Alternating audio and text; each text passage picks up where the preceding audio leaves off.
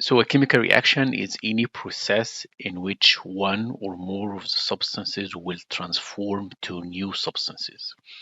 And we typically describe a chemical reaction with a chemical equation, which simply uses chemical symbols to show what actually happens during the chemical reaction. It's basically a description of the chemical reaction in terms of the changes that happens to the reactants on the left-hand side of the equation into products, which are the new substances that will form after the reaction is complete.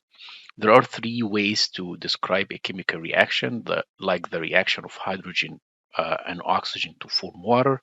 Basically, a sentence or a statement that describes a reaction in which you would say that two hydrogen molecules react with one oxygen molecule to form two water molecules.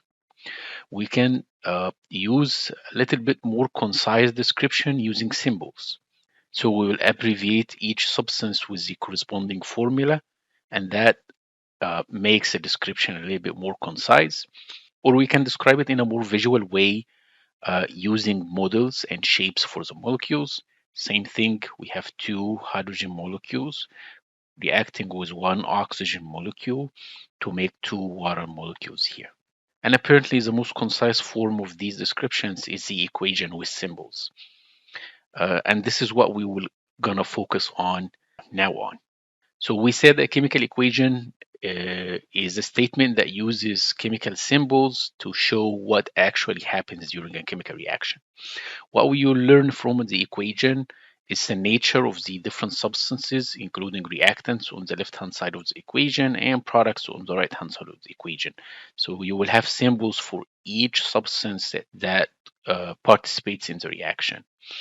You will also learn about the relative number of molecules or moles of each substance. These coefficients here are basically number of moles of each one of them. So it says 2 moles or molecules of hydrogen reacting with 1 molecule or mole of oxygen to form 2 molecules or moles of water. And then the last piece of information is the physical state of each substance, which is given in parentheses right here with some symbols to represent the physical state. Solid is represented with an S, liquid is represented with an L, gas, G, and aqueous solution with AQ.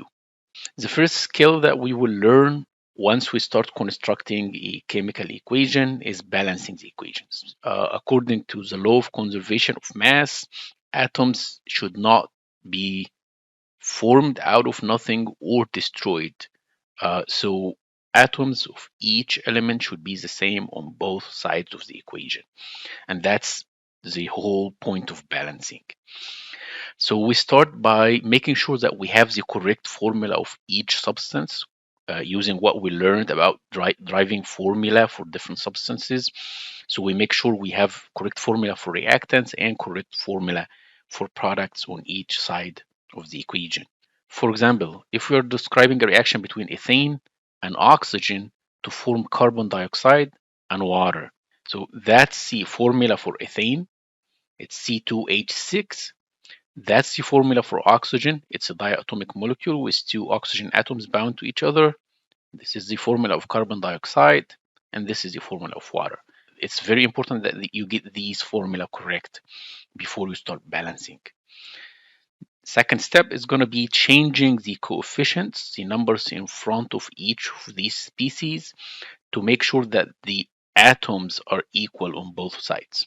You change the coefficients, which are the number of molecules, not the subscripts, which basically is going to change the composition of the substance into a completely different substance. If you want to increase the amount of carbon on this side, you want to add 2 as a coefficient in front of carbon dioxide, like this, but not multiply the formula by 2 to make C2O4, because this is basically a completely different chemical than carbon dioxide. When you start balancing, you start with the elements that appear the least in your chemical reaction one time in the reactants and 1 time in the products. So for our example reaction here, we have carbon, hydrogen, and oxygen.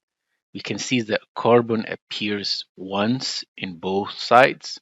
Hydrogen appears once as well, but oxygen appears twice in the products. So you either start with carbon or hydrogen, but not oxygen. So let's start with carbon. We have 2 carbons on this side, but we have only 1 carbon on the product side. So we need to make the number of carbon atoms the same on both sides, which means we need to have 2 carbons on the product side, or we need to multiply carbon dioxide times 2, or have 2 molecules of carbon dioxide.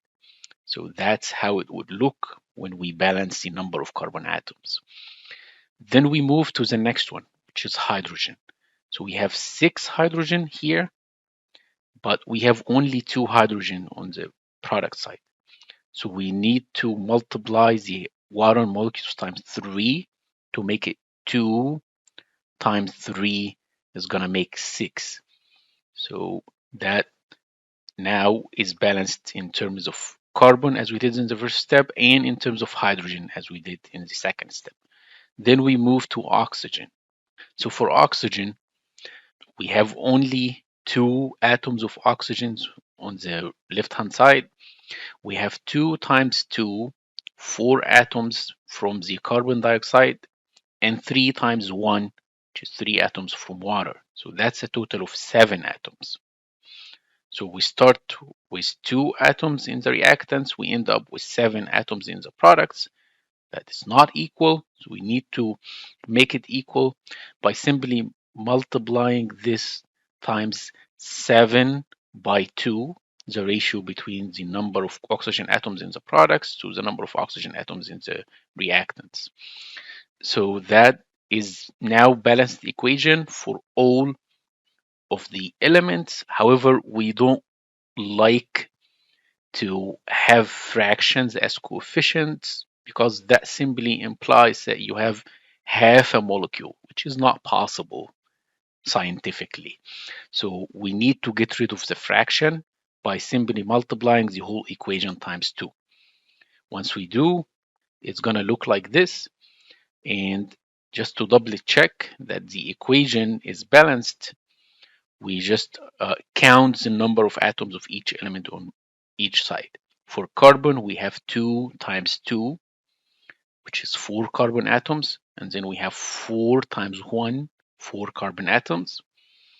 For hydrogen, we have 2 times 6, which is going to be 12. And then we have 6 times 2, which is going to be 12. So it's equal. And then for oxygen, we have 7 times 2, which is going to be 14. And on that side, we have 4 times 2, which is 8, plus 6 times 1, which is 6. So 8 plus 6 is 14. So all of the elements are now balanced, meaning that they have equal number of atoms on both sides of the equation.